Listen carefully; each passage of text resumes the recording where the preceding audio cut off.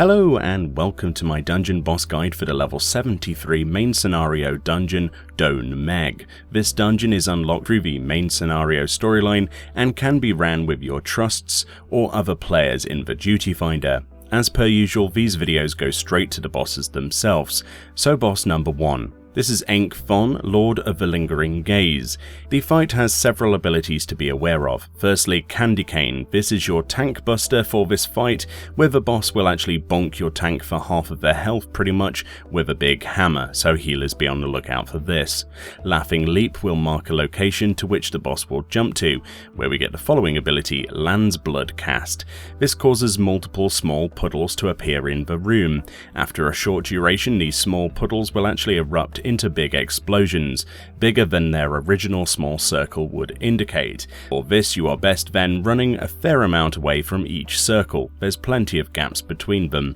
Each direct hit of a circle's explosion will cause damage to you and throw you up in the air with a brief stun.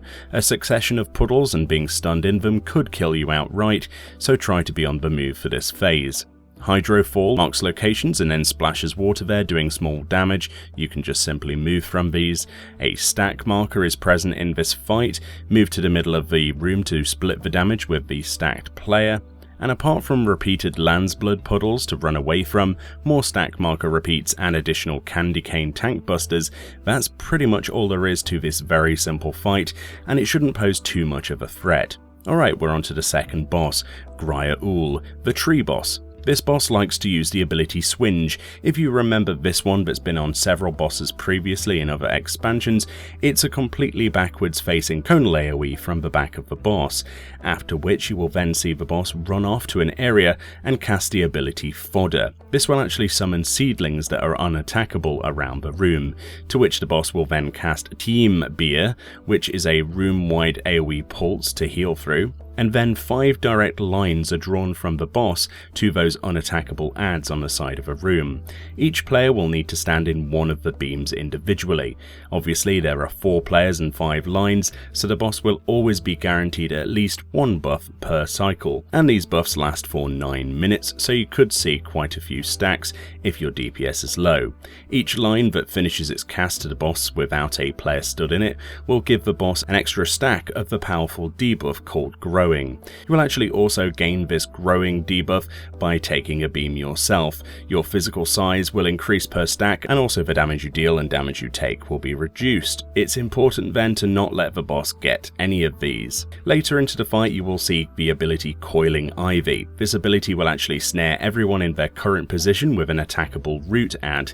You will need to remove these to be able to move again and of course dodge attacks, so don't spread too far apart in a room for this, and use an AoE to break the roots if you can in one go. The boss will try to time this with a cast of the Swinge conal AoE, so obviously move from this as soon as you can. At this point I've explained all of the boss's abilities and he simply repeats his way through them. Remember to stand in the beams, kill the roots and avoid his AoEs. Simple. And finally the last boss of the dungeon, Thon, Lord of the Lengthsome Gate. This oversized frog will provide the following challenges. Imp Choir, a simple look away ability, don't face the boss when the ability finishes its cast, fairly simple. Toad Choir is another ability which will turn anyone in an invisible cone in front of a boss into a toad, so go behind him for this attack. Although the toad debuff doesn't last too long, there's no point in getting hit by that. Crippling Blow is the name of this boss's tank buster, so healers need to be aware for that one. Funambulist's Fantasia will see the boss jump backwards to the back of the room. This ability knocks everyone backwards to the far side. The room will then get removed and a zigzag line appears over a black void. You have to try and get to the other side of the room on the zigzag line, which is the only physical surface, before the cast time of this ability Finale goes off. Once you've gotten to the other side, go inside the boss's cylindrical bubble to do damage to the illusion. You cannot actually deal damage to it outside of the cylinder, so go and stand in it. Kill the illusion, Liar's Liar, and then the floor will return to normal. Anyone still on the platforming puzzle will be safe if you do this, as the floor reverts to its solid form. If you fail the cast, anyone still on the puzzle will die. Changeling's Fantasia is where the boss blinds you with a room full of light as he transitions into another phase, into the Shade of Fear. This phase sees circle AoEs on the ground to avoid but are fairly simple to move from, Corrosive Bile, which is a direct conal cleave in front of him, which is a vomit of acid to avoid from his mouth, and Flailing Tentacles, which where you're supposed to not stand where the tentacles would smash out from their current position. Stand between these areas or you will get punched by one like I did, which actually damages you and gives you a concussion debuff that can still be removed from Isuna if you do.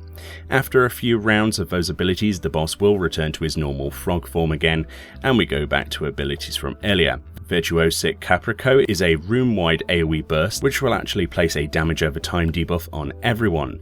This can be Isuna'd off the target, but you could easily heal through it if you'd prefer. This does not stack and each dart only lasts around 12 seconds, so it's not too bad at all. And that's about it. Repetition of the same basic AoE moves from earlier and toad cones to avoid, and you should be fine. And that wraps up the second dungeon of this expansion. Hopefully this was helpful to you if you wanted to check things beforehand, or if you were stuck with a certain mechanic. Thank you kindly for watching, and I'll see you all next time.